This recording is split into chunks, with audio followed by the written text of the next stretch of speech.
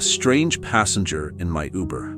I've been an Uber driver for 3 years now, and I've had my fair share of strange encounters. Drunken passengers, couples arguing in the back seat, people who barely speak a word the entire ride.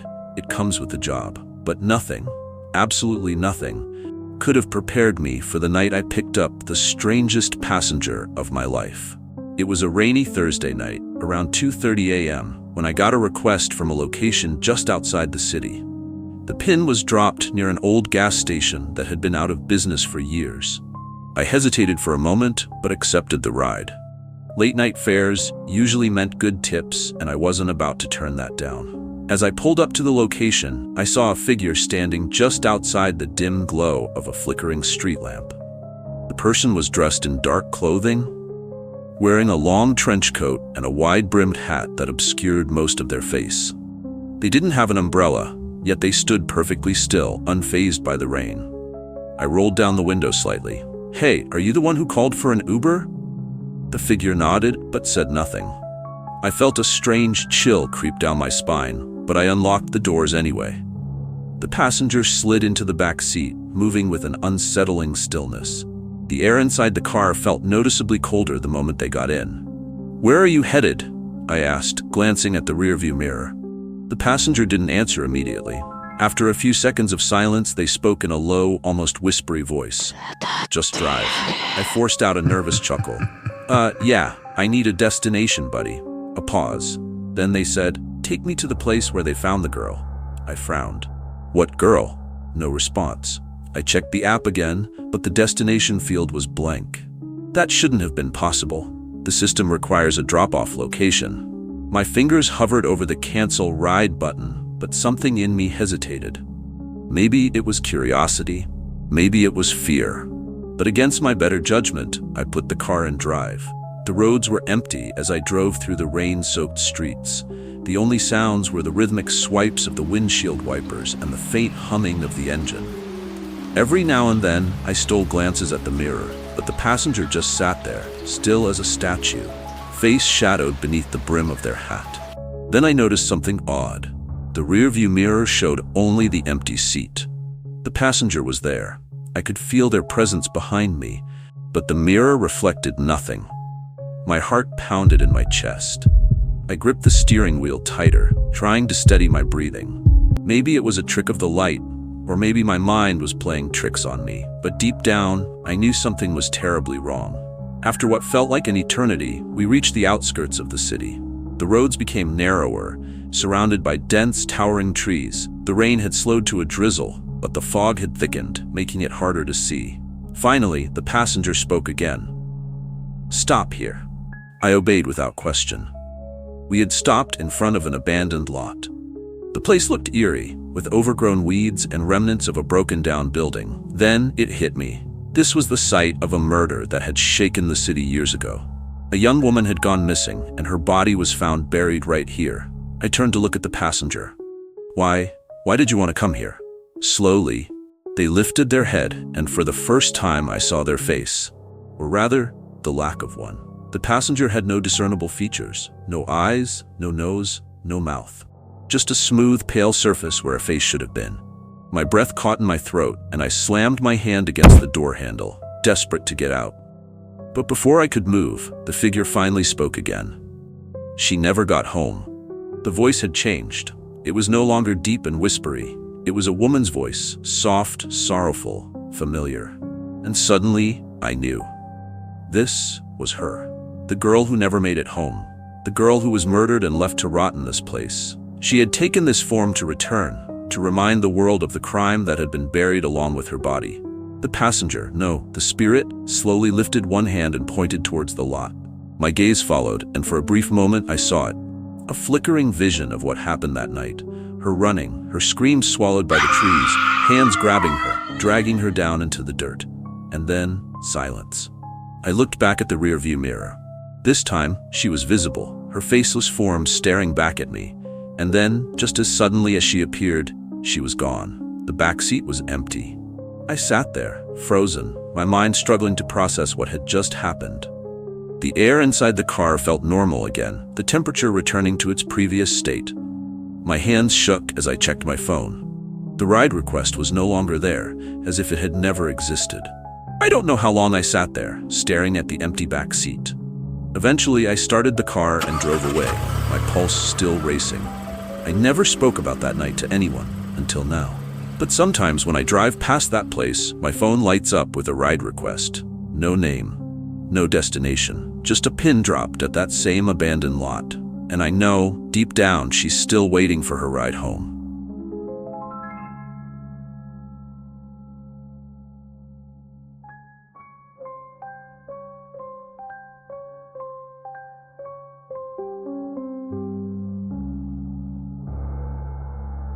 My sister's imaginary friend wasn't imaginary. Growing up, my little sister Lily always had a vivid imagination. She would talk to herself, play alone for hours, and giggle at jokes only she could hear. My parents thought it was normal. She's just a creative child, they'd say. But I knew something wasn't right. When she turned 5, Lily started talking about her new friend, a boy named Oliver. At first, it seemed like a typical imaginary friend, a product of loneliness or an overactive mind. But soon, things became unsettling. Oliver had rules. Lily wasn't allowed to talk about him when the lights were on. She wasn't allowed to tell our parents about their conversations. And, most disturbing of all, she told me that Oliver didn't like me.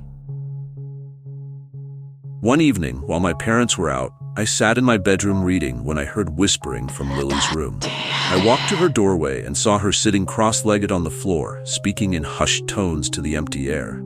"Lily, who are you talking to?" She didn't answer at first. Then, after a long pause, she turned to me with a blank expression. "Oliver says you shouldn't be here." A shiver crawled down my spine. "Oliver isn't real, Lily," I said, stepping inside. Lily's eyes darkened. "Yes, he is, and he doesn't like you saying that."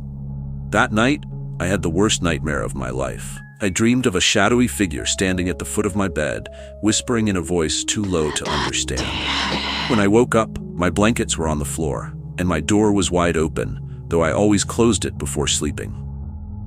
A presence in the house. Over the following weeks, strange things happened. Objects moved on their own. Doors creaked open without reason. At night, I swore I heard faint breathing outside my room. Lily grew more distant. She stopped playing with other kids and spent all her time alone, whispering to Oliver. I would catch her standing in the hallway, staring into dark corners as if waiting for something. Then, one evening, I heard Lily scream. I ran to her room, but she wasn't there. Panic gripped me as I searched the house, calling her name. Then I heard it, her muffled voice coming from the closet. I flung the door open, expecting to find her hiding. Instead, she was curled up in the corner, her eyes wide with terror. "Lily, what happened?" She clutched my arm, trembling. "Oliver says you have to leave. He's mad at you." The room felt ice cold. The air was thick, heavy. I suddenly felt like we weren't alone. Oliver shows himself. That night, I decided I had to put an end to this. I waited until Lily was asleep and sat beside her, determined to stay awake. If Oliver was real, I wanted to see him. At around 3 a.m., the temperature in the room plummeted. My breath came out in white puffs. Then the closet door creaked open on its own. A shadow stepped out. It wasn't a person, it was something else. Tall and thin, its limbs too long, its head slightly tilted. It had no face, just darkness where features should be. It stood there for a long moment before it turned its head toward me. And then, in a voice that didn't belong in this world, it whispered, "She is mine." I couldn't move. I couldn't scream. It took everything in me to break free from the paralysis and grab Lily. I ran to my parents' room, sobbing, clutching my sister as tightly as I could. When they woke up, they thought I had a nightmare. But the bruises on Lily's arms, shaped like fingers, told another story. The final goodbye. The next day, my parents brought in a priest. He walked through the house, saying prayers, blessing every room. When he reached Lily's closet, he paused. He pressed his hand against the wood, closed his eyes, and whispered something I couldn't hear. Then he turned to my parents and said, "Move, immediately." We left that house within a week. We never went back. Lily doesn't remember Oliver. She says she doesn't recall talking to him, playing with him, or the night I found her in the closet. But sometimes when she sleeps, she murmurs his name. And last night I woke up to a whisper in my ear. It was my name, and the closet door was open.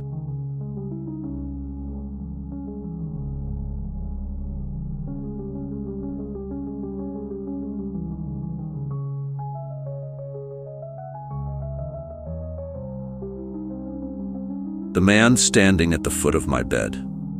I have always been a rational person. I don't scare easily. Ghosts, demons, and things that go bump in the night have never been more than superstition to me. But I'll never forget the night that changed everything. The night I woke up and saw a man standing at the foot of my bed. At first, I thought I was dreaming. My bedroom was bathed in the dim glow of the streetlight outside, casting long, eerie shadows against the walls. My breath caught in my throat as my eyes adjusted to the darkness, and there he was, a tall, gaunt figure standing motionless, watching me. His face was obscured by shadows, but I could feel his gaze drilling into me. I wanted to scream, to bolt out of bed, but I was frozen. It wasn't sleep paralysis. I could move if I forced myself to, but something deep inside me told me not to. It was an overwhelming, primal fear, the kind that grips you when you know you are in the presence of something that shouldn't exist. I closed my eyes, hoping that when I opened them, he would be gone. But when I peeked through my lashes, he was closer. My heart pounded. I tried to convince myself that it was a trick of the light, that my mind was playing games with me in my half-asleep state. But then he took a step forward. The floor didn't creak. There was no sound at all. It was as if he wasn't fully part of this world. I shot up in bed, flipping on the lamp beside me, but the second the light flooded the room, he was gone. My hands were trembling as I scanned the empty space. The door was still locked. The windows were shut. I was alone, or at least, I thought I was. The next morning, I tried to brush it off. Maybe I had been dreaming after all. Maybe my overactive imagination had gotten the best of me. But deep down, I knew the truth. That night, something had been in my room, and somehow, I knew it would be back. I didn't sleep much the following nights. Every time I started to drift off, I would jolt awake, expecting to see him standing there again. But the room remained empty. Then, on the fourth night, I heard it. A whisper. It was so soft at first that I wasn't sure I had heard it at all. But then it came again. A hushed voice, speaking words I couldn't understand. It wasn't coming from outside, nor from the hallway. It was coming from inside my room. I clutched my blanket, my body stiff with fear, and that's when I felt it. The weight at the foot of my bed. Something was pressing down on the mattress, as if someone was sitting there. Slowly, cautiously, I reached for my phone on the nightstand and turned on the flashlight. There was nothing there, but the indent on the bed remained. I started losing sleep. My friends noticed the dark circles under my eyes, the way I jumped at every little sound. I didn't tell them what was happening. Who would believe me? But I knew I wasn't imagining it. The man was real. He was there. And every night, he got closer. One evening, I decided to set up my phone to record while I slept. If this thing was real, I needed proof. The next morning, my hands trembled as I unlocked my phone and checked the footage. For the first few hours, nothing happened. Just me tossing and turning in bed. But then, at exactly 3:12 a.m., the screen flickered. A shadow appeared at the foot of my bed. Tall, motionless, watching. I swiped through the footage, my stomach twisting in knots. The shadow didn't move for minutes. And then at 3:17 a.m., it began to shift, growing darker, taller, as if it were feeding off the darkness around it. And then suddenly it lunged forward. The video cut to static. I dropped my phone. My breath came in short, panicked gasps. I hadn't felt anything that night. I hadn't woken up. But something had been there. Something had been watching me. I didn't sleep in my bedroom after that. I moved to the living room, keeping every light on through the night. I thought that maybe, just maybe, it would go away if I ignored it. But then, a week later, I found the note. It was lying on my pillow when I came home from work. A single piece of yellowed paper with 5 words scrawled in jagged, uneven handwriting. You let me get closer. I ran. I packed a bag and left that apartment without looking back. I never went back. I don't know who or what he was, but I knew one thing for certain. He wasn't human, and he was never supposed to be seen.